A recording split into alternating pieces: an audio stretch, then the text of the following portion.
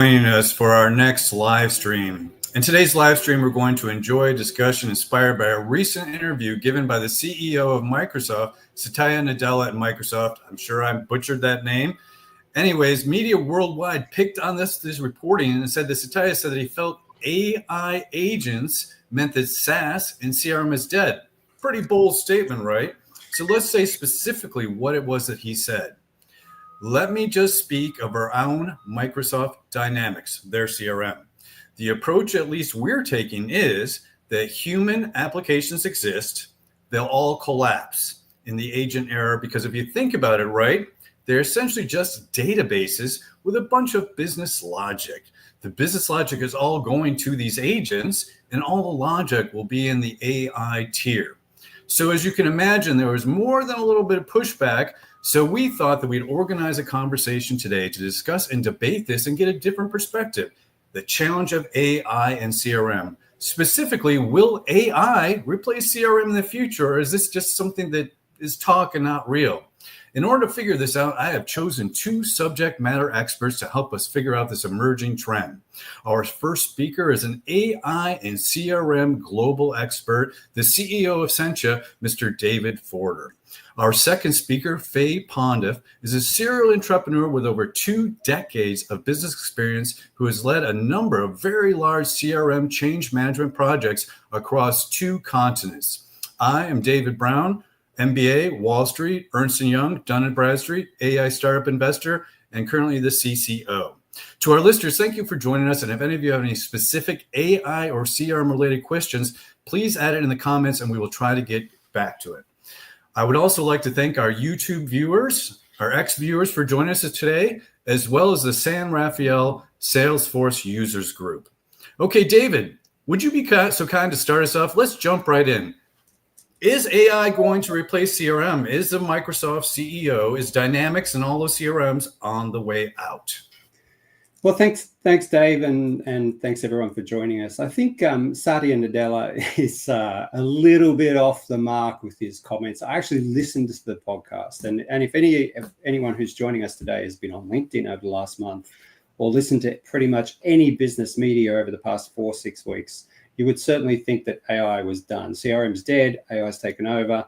Satya's said so it must be true. I think I was very surprised with the interview he gave and his actual comments. As you said, Dave, you read that paragraph out, but the whole podcast that he was interviewed on, it was around the theme of, well, is AI going to completely change your offer at Microsoft? But the interesting piece in what he said, which I'll sort of paraphrase a little bit, he was saying CRM is essentially just databases with a bunch of business logic put on top. And in the case of Microsoft Dynamics, that's probably it's barely that. But the business logic, he said, is all going to go to the agents. So all the logic will be in the AI tier. So all you need are the databases. Well, I think where these comments have probably come from is Mark Benioff, CEO at Salesforce, has been in a kind of verbal war with Microsoft over the past 6 months around agents. And I suspect this is kind of an attempt to push back on that. Mark Benioff has been pretty adamant that Microsoft's dropped the ball with Copilot and their offer.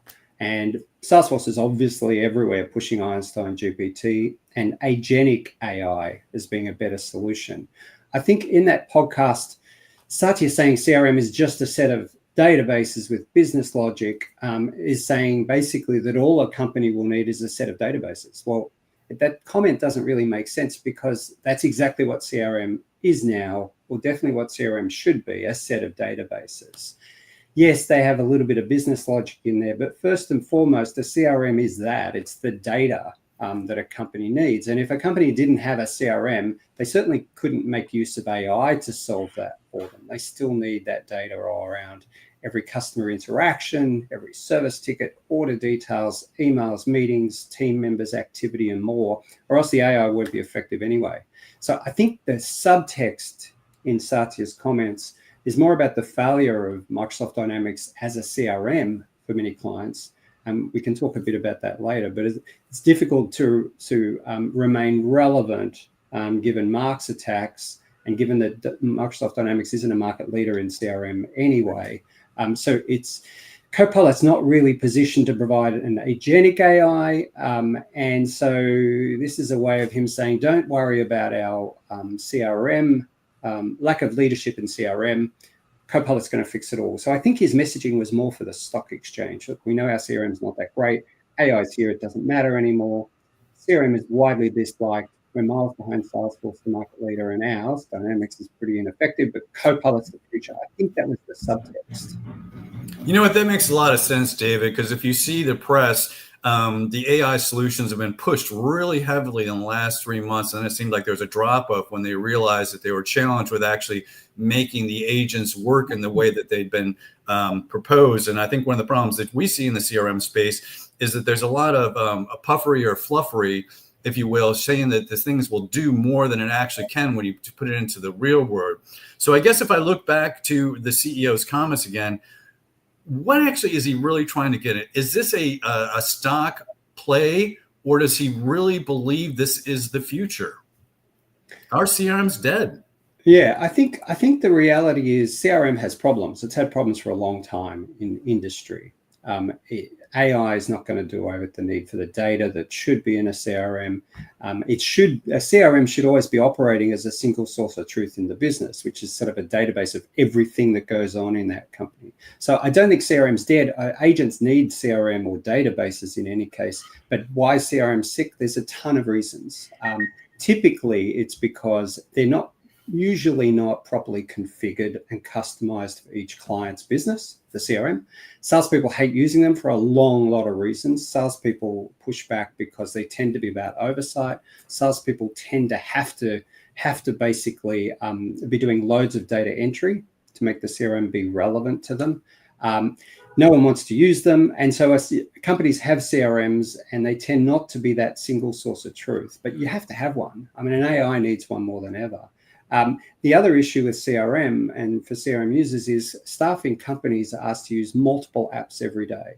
Every single day, if you take a sales team member, for instance, they're going to be asked to use Microsoft Outlook. They're going to be asked to use Zoom Info or maybe Apollo for contact data. Every day they're in Teams or maybe Slack. They use Microsoft Office products. They have to use LinkedIn and LinkedIn Sales Navigator. They have to use Gong or some other VoIP solution. Then there'll be sales enablement software, and I can go on and on and on. So they're kind of having to live in 10 different apps every day. So they tend to spend very little time in their CRM. And so the CRM is failing as a single source of truth.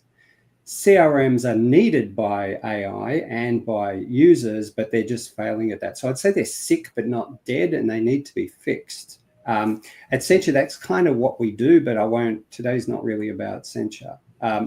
CRMs like Dynamics fail as that single source of truth for a whole long list of reasons. People like Satya saying AI can replace them. AI still needs that data. I noticed one of the comments is, well, can't CRM just continue to be a dumb database? Right now, CRM is kind of a dumb database unless you put a lot of time into configuring it for your clients' businesses.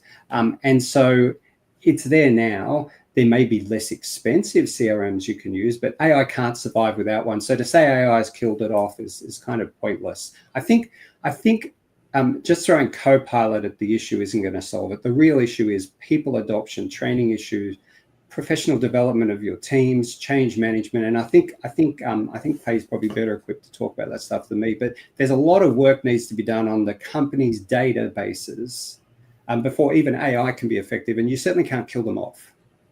Well, that makes a lot of sense to me, David, and I appreciate the questions that we have coming in. Some of them are quite good, and we appreciate those. Please keep those coming. We'll try to answer them as we go through, and any ones we don't answer, we'll try to answer at the end. So, Mahet, Arush, and Hildy, thank you. And Hildy, yes, clean data for AI. It's never changed. Garbage in, garbage out. If you don't have good data, the best software in the world is not going to save you. So, hey, well, we actually figured out from David what he thinks is happening, but let's talk to Faye, who's a change management expert specializing in large-scale transformation projects, billion-dollar projects, not little ones. Let me bring you into the conversation, Faye. Would you please tell us where you think a CR deployment can go wrong? And with your vast experience, give us a couple of pointers so that folks out there might know, like, hey, 1, 2, 3, this is what we need to focus on. Great. Well, thank you, Dave, for having me along today. When CRM deployments fail, it's rarely about the technology. It's more about people, process, and leadership. And we often assume that buying the right system is enough, but in reality, CRM success hinges on strategy, adoption, and the execution. So let's go through some of the biggest reasons why CRM projects fail. Firstly, there's a lack of executive sponsorship. There's no one steering the ship. Imagine a ship with no captain. That's what it's like when senior management don't get behind the CRM project. They need to be the champions. They need to use the system themselves and show everyone how it connects to the big picture and to the future. So a CRM rollout is more than just funding. Secondly, and this is an important one, forgetting the human factor and failing to drive adoption and cultural change. You can't just drop a new system on people and expect them to love it. It's a change, and people mostly don't like change. 90% of CRM issues stem from people and not technology. 90%. 90%. Wow.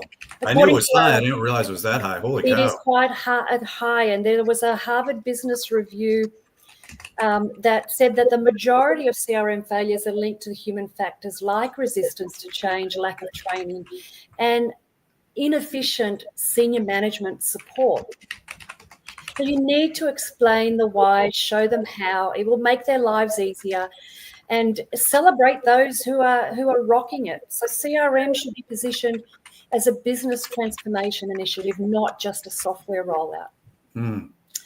This next one I've seen over and over again, too much customization. One of the biggest mistakes I've seen companies make in my project experience is allowing endless customization. Think of it like ordering a pizza with a lot. It gets messy, it's expensive, and it takes forever to make. Just start with the basics and tweak it later based on the real world usage. And remember, 43% of CRM features go unused. So that's saying quite a bit. Yeah, I agree. And as you said, the next one, David, garbage in, garbage out. So a CRM is not only as good as the data inside it. Companies need to focus on clear data ownership, automate the data hygiene, and integrate CRM with other systems to deliver clean, real-time data. Which brings me to my next point. A CRM needs to connect with other systems like marketing, sales, customer service.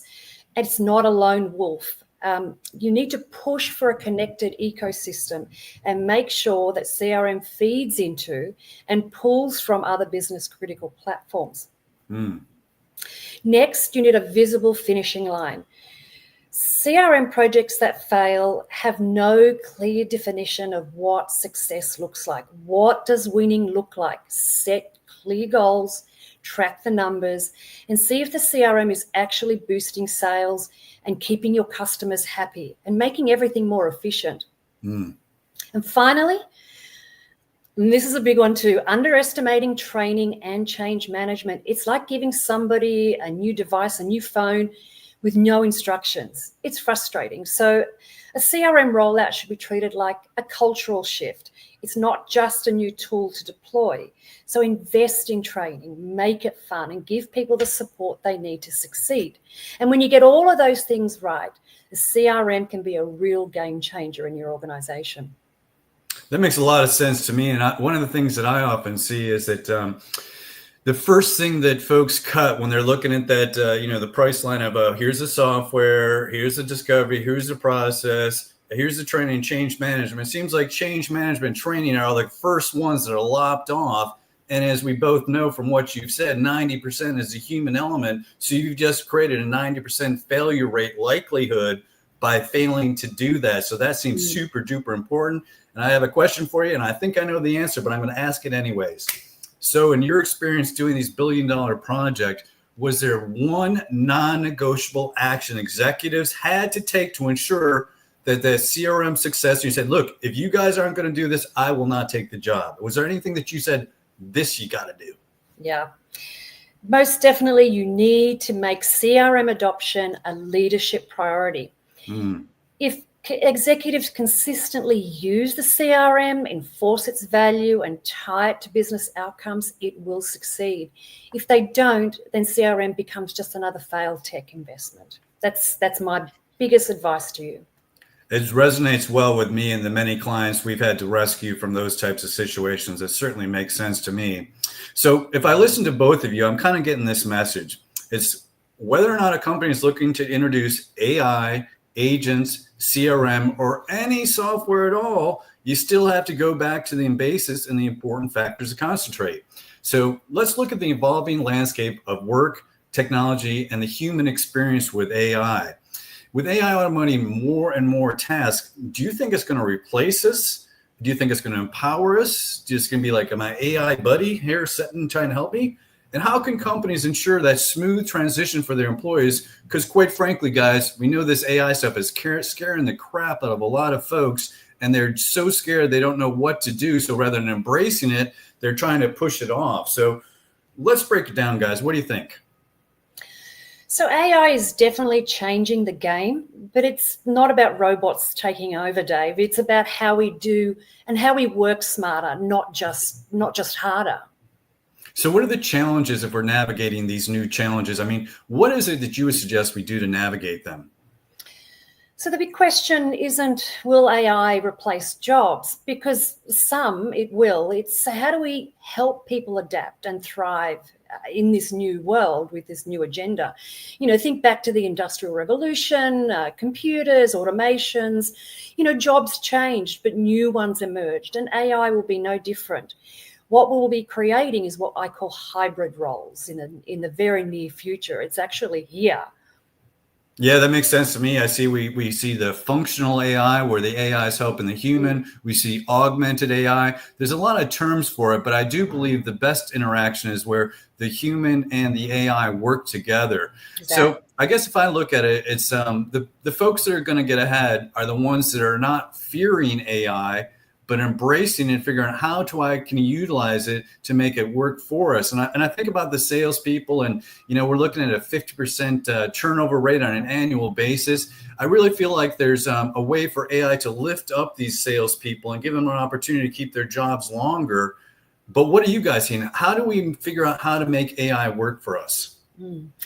Exactly, Dave. And that's where leadership comes in. So the biggest mistake is ignoring, as I mentioned earlier, the human side of things.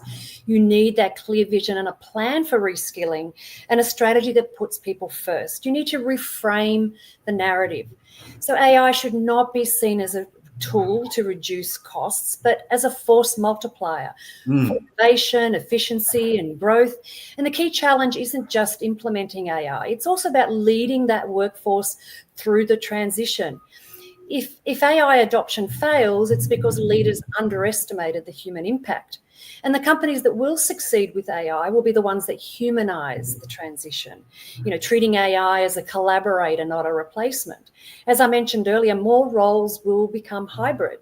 AI augmented teams where AI handles the repetitive tasks and humans focus on the high value work like strategy, creativity, and especially relationship building. So I'll leave you with this, Dave. If you have any chance of a successful adoption and want to successfully lead AI-driven change, you need to focus on a structured change management plan to avoid that resistance and to minimize disruption. This should be non-negotiable if you have any chance of succeeding. Well, it sounds to me, I'm hearing go back to basics, right? There's a reason why you went to business school and said, this is how you do a software project. And it seems like everybody skips the two parts at the end, which is that training, that management, that person. So if you think about it, Faye, I like where I'm going and hearing what you're saying. Is there a roadmap, if you will, or a 1, 2, 3 that we could look at that might be able to show us how your expertise could be deployed? Well, here's just a very sort of quick run through of a roadmap. Firstly, you've got to connect the dots. So AI needs a purpose. So you figure out what problems it solves for your business, whether it's boosting efficiency, productivity, making customers happy. Secondly, start small and dream big. Don't go in all at once. Test it out in a few key areas. get some feedback, and then scale up and bring in your rock star employees, those who get it and can help lead the way. They've got the credibility within the organization, get the most out of it. Teamwork makes the dream work. AI and humans are a power couple, so let AI handle all the repetitive tasks and free up people for all the creative and strategic thinking. So, train people to work with AI, not against it. Also, the old hierarchies just won't cut it. You got to shake things up. You need flexible teams that can adapt and evolve, get everybody talking, break down those silos so it all works together smoothly.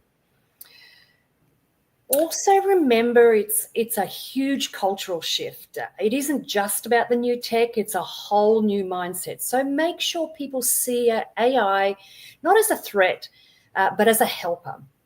And finally, the all-encompassing ethics matter. AI needs to be fair and transparent, no sneaky biases or shady decisions. So build your trust with your employees and show them AI is being used responsibly.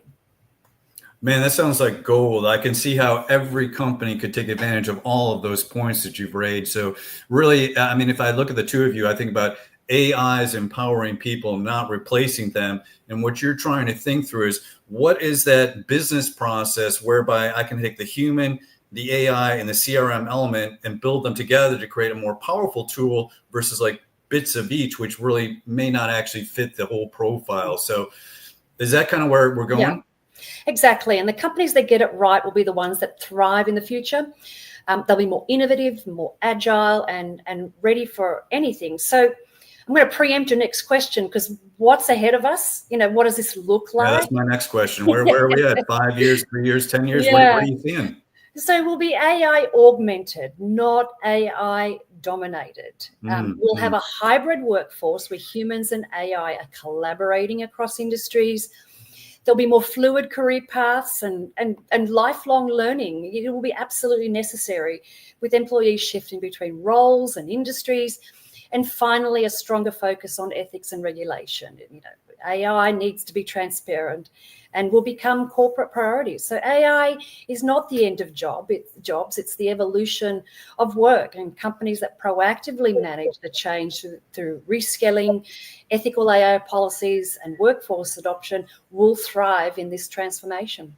And I think that's one of the cool things. You can use AI to see the skills that your employees have that are not being utilized. So rather than actually laying them off, you can figure out how to retrain them and keep that corporate goodness in there. So I really like that. Hey, Dave, I have a couple questions on your take and what are you seeing in the near future? But we've got some great questions here from Mike, Mayet, and Roy. Is there any that you want to jump in and answer before we jump in? Yeah, and I appreciate both Mike and Stephen mentioned my keyboard noise. I was on LinkedIn, the event page, answering some of their questions while Faye was speaking. So I apologize if there was noise. I muted as soon as I saw the message. In terms of their responding, and what I was basically answering on the LinkedIn page is that there was one question raised about, well, can't you just have dumb databases that serve AI? And the reality is, I don't think you can. I think you need business logic at the database layer as well, without getting too technical, because, as I said, a company doesn't just have a CRM. It's going to have an ERP, an accounting system. There'll be third-party data out there. There might be marketing, email marketing tools, connection to websites, service tickets. There's loads of data that needs to all come into these central databases that the AI agents can draw from. And that bringing them all into one place, which at the moment should be your CRM, will require business process logic on that CRM. So dumb databases won't cut it, because you'll have lots of them that AI would have to draw from. And how will it end up knowing what it should be using and what it shouldn't be using, as well as things like permissions and sharing of data? So no, I don't think dumb databases can replace CRM. As Faye said, though, the CRM and a healthy CRM becomes really critical, and that requires all those pieces that Faye brought up. As she said, AI is not the end of this work; it's the evolution of work. And CRM, unless you fix the CRM issue in your business, it's definitely going to hold back even the AI deployment. One of the other questions that was brought up on LinkedIn that I was answering was around bad data and duplication of data in the CRM. That's death for AI, not and for users, not death for the CRM. And AI can do that piece really well. So it's very important that the data in the CRM is clean, it's not duplicated, it's enriched, it's built up. That requires business process. So again, I'm not sure why Satya said those things. Oh, excellent points, David. And if I think about it, I think the perception of what can be done versus the reality is building. So a lot of the things that you're talking about now are stuff that we're going to see in the next 3 years. So if you look out, we asked Faye to look out 5 to 10 years. If you look out just 1 to 3 years, what are you seeing, and what's your take on this? What are things that the large companies, that Deloitte and PwC and Accenture, that they're going after 1,000-seat type deals? What do you think are the biggest impact for those companies with CRM and AI that they must prepare for? Yeah, man, as you know, we're partnering with a couple of those names. So in terms of the three, let's stick to the 3-year horizon, because AI is obviously developing very quickly. And I could sort of talk about what I think would be 10 years out, but it's not relevant for this conversation. So the whole premise of the discussion today is that Satya is saying AI will kill off the need for a CRM. We've pushed back and said, no, the CRM is still needed. And it needs to be a smart CRM so that the data is quality data. And that requires, as Faye says, fixing that CRM, bringing people with you, that change management piece, the training piece, all of that. So if I look out 3 years, Dave, I think there's going to be 2 basic groups of organizations. Some that embrace that challenge and actually go to work on, let's call it a CRM, go to work on their central set of databases that's a single source of truth in their business, because they know they're going to have effective AI to compete in the marketplace. So that's going to be the first bucket of client companies, and hopefully they're clients of ours. They're going to fix their CRM problems. They're going to deploy AI sensibly on that CRM. I see 2 types of AI going on, and we're in one of those 2 areas. The first one is agentic AI. So when there's service tickets, yes, an AI, given the right data, can do a lot with that. When there's B2C applications where consumers are wanting to buy product, yes, agentic AI can do that particularly well. I think Salesforce.com is way ahead of Microsoft in that space, which might be why Satya is throwing these things out there. The second big function of AI in a business is what we refer to as functional AI, which is our space, where the AI is doing all the work for users. So it's doing data entry, it's doing data cleansing, it's writing emails, taking transcripts, doing sentiment analysis. So I think there's one bucket of organizations that at the end of 3 years' time will have nailed functional AI, agentic AI, and have their CRM like a Ferrari. That's one. The second bucket of companies will be struggling to compete. They're the ones that are saying AI is a bit hard. Let's just flick the button on Copilot and we could tick the box to say we've kind of done it. Not worry about the back-end databases and CRM. And so you're going to have 2 camps. One that have stepped up and realized this is a generational change in tech stacks and embrace it, and one that doesn't, and they're going to fall by the wayside, I think, because it's going to be very difficult to compete. So that's what I think is the 3-year horizon.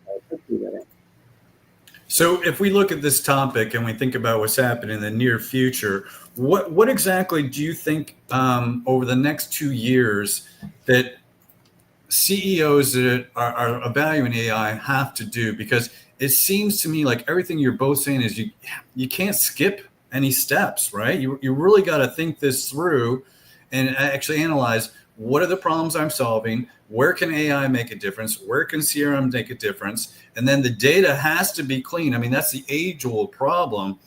But 2 years from now, do you think that we're going to see a whole raft of salespeople replaced by agent AI or AI agents or agentic AI? Or what's your crystal ball saying there?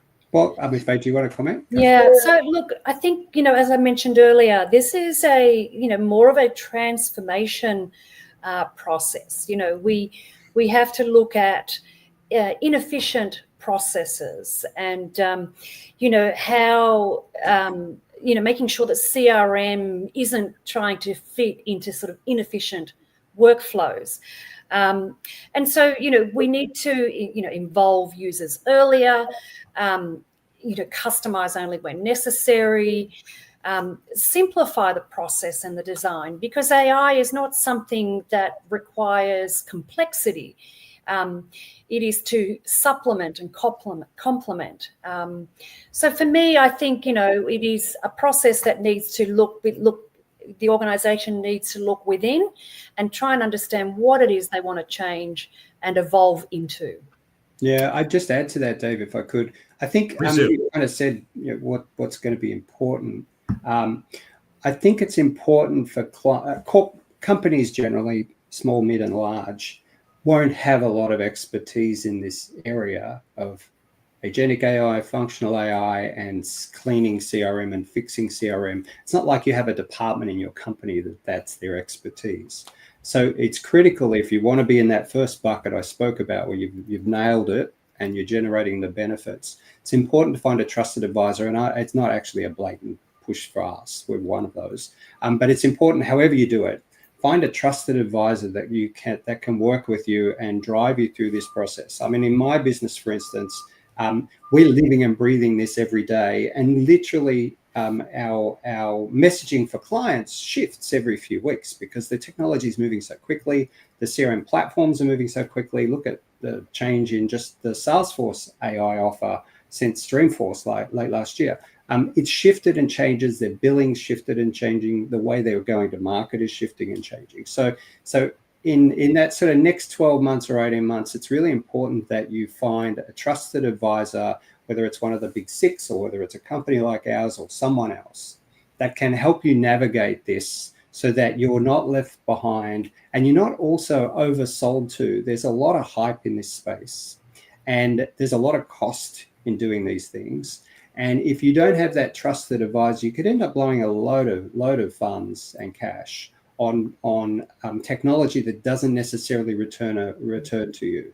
Yeah, so which is why 43% of the features are unused because it's sort of unnecessary. Yeah, I bet it's even higher. I mean, 43% is low, Faye. I mean, when was the last time you saw a CRM that was properly configured? I mean, it's probably more, but it's like the golden fleece or something. So let me ask you a question. One of the questions that came up, Dave, and I think this is a question to you, is that, the challenge with AI is not just the software, but it's the cost, right? I mean, if you look at Copilot, Einstein GP, all those, every time you make a call, so to speak, there's a charge associated. And I'm getting some folks that are absolutely terrified of what the charges are going to be. Is there a way that companies can get around that today? Yeah, I think there's a lot of, it's kind of like a gold rush. I'm Australian now in the Bay Area, but when was the gold rush here, Dave? 18 something? It was in the 1870s. It was 1850s. It's like the gold rush at the moment. So when all those guys came down to San Francisco looking for the Golden Gate Bridge, looking to find their gold nuggets, a lot of traders opened up shop and started charging outrageous amounts for things. They're the ones that made money. Yeah, and they made a lot of money to begin with. The guys selling shovels, all of a sudden a shovel may have been $1, and all of a sudden it's $100 if you're in the gold fields. And that's the phase we're in right now, which is why that trusted advisor, I'm harping on it, but it's why you need to navigate these waters right now, because the costs will settle down and pieces will fall out. It may be that, for instance, some of the vendors are selling tokens. So you basically sign up for AI and you'll pay a cost per transaction, which is pretty steep at the moment. And that may or may not be necessary. In terms of AI, I find a lot of the cost comes down to your understanding of the risk, and you're willing to accept certain risks. So for instance, if a user of an AI doesn't really care if their data is shared, they can simply use ChatGPT and drop in an email from a customer and it'll draft a reply, and so be it. You've shared some confidential information, but you don't really care. That's very low cost. Like we all know that we can get free versions of AI, or there's modest $20 a month versions. So the cost piece is almost a measure of how much risk you're willing to accept. If you want zero risk, there's a cost to that. And there's also, unfortunately, though, a hamstringing, if that's the word, of what that AI can do for you. So to have zero risk in using AI, it limits what you can get from the AI. And in between, there's expensive middle ground. So again, the guide, the advisor, someone to help navigate will help you save money, because you can blow a lot of money. Per transaction, AI costs can be a very expensive way to do it, and there are alternates to that. For instance, our product, our AI product, we give a private LLM for each client, and we don't charge per use. We charge a flat fee every month. So there's ways around it that you can limit the risk, but it's a tech move, a big change in technology stacks. You can go with what you've got now with, say, Microsoft Copilot, and just flick a switch on Microsoft Exchange, but it can see across all your data. And there's some inherent risks in that, and then there's middle ground. So it's like a gold mine. It's like, we're not even talking about the legal lawyer aspects. You're just talking about the software stuff, and we don't even know what's going to happen there. You've got the EU Act over a year ago, and the US, I think about 6 months ago, said preliminary, but nobody knows really what the laws are going to be. And as Josh says, he's brought up Sears and Levi's. A lot of businesses made their fortunes today on the gold rush era, and that's what some of these brands are doing, which gets me back to the opening comment about Satya Nadella's comments in terms of AI killing CRM. I think, yes, they're at war, Microsoft and Salesforce, about this issue. I think Microsoft expected that their ChatGPT deal, when they stole a march on all of the enterprise software companies and signed an exclusive arrangement with ChatGPT at the time, they thought that would give them a huge head start, but nothing happened post that. And all my reading, without knowing what's going on with Microsoft clients directly, all my reading is that it's not being picked up. There's some inherent issues with Copilot and the way it operates on data, and they're not getting a return on that push. But having said that, internally, I don't get a sense Microsoft's done enough with Copilot. I went to, just before this, so that it was literally this morning, I went to support.microsoft.com, and their own support site doesn't use Copilot. So it's really hard for a corporate. Wait, you're saying that they are selling Copilot and forcing all these users to use it, but they do not use it themselves. Did I hear you correctly? Not as a service agent. So they obviously have Copilot available for everyone to ask questions in Microsoft applications. But in terms of agents, they're not even using it themselves on support.microsoft.com. So it's a little bit scary, isn't it? For a corporate to take advice from Microsoft when it's like, well, you're not using it for your support. Why would we? So that seems a little disingenuous. So I think some of his comments on that podcast and since have been a kind of positioning to say, well, don't worry about that. Don't look over there at what we're doing. This is the future, and so don't tank my stock prices. That's the magician. Don't look at what I say. Look at the hand. Yeah, I think that's part of where these comments are coming from. And at the end of the day, it's always about stock price and perception. And I think they're trying to say, well, CRM won't matter. So the fact that we're a minor player in CRM, Microsoft, who cares? Agents are the way to go. But they haven't deployed any, as far as I can see, on their own site. So it's kind of a bit hollow. It's we're in an interesting time in enterprise software, that's for sure. And we're happy to help anyone out there as a blatant plug. Yeah. Okay. So look, Faye, I'm going to read a couple things, and if you could look through some of these questions and see if there weren't some that we missed, because I see Mehmet had some great questions, some other ones. Guys, we're going to wrap up here fairly soon, and I have a hunch this topic is going to get hotter and hotter as AI evolves and actually starts doing and following through on the promises we're hearing. Implications are come to light. If any of you would be interested in a transcript or cheat sheets to evaluate your own AI implementations, please feel free to send me an email, david.brown@senchit.email, and free to contact either Faye or David. They've both said that if any of you will mention that you visited this webinar, that they'd be happy to link with you on LinkedIn. So feel free to reach out to them as well. Faye, did you see anything in there that we might have missed in the question and answer session? There were a couple of questions about the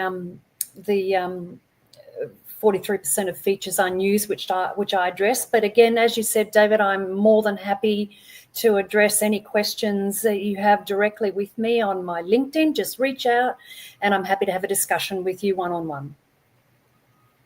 All right, Dave, did you see any questions that we haven't answered that you could add anything to? Well, I just, Sarah asked, could I post the one of the responses I made, it came up private. So I've copied that over. I do think in some of the comments there, I guess the core message is, can you replace a CRM by using AI on tables, data tables? I don't think you can, because the data in those tables needs to come from loads of disparate sources. So there needs to be process and flows on that data. So yeah, I think you need a CRM with smarts to be able to use AI. You also need a CRM with smarts to be able to run your company effectively. So that CRM with smarts piece should have been fixed 20 years ago, and it hasn't been. So I think a lot of the questions related to that. Can we have just databases? Well, not really. Because it's not just one database. You have to bring in information through APIs and from other third-party systems and phone VoIP systems and email meeting transcription tools and a whole lot of other pieces for AI to work. So dumb databases I don't think will work.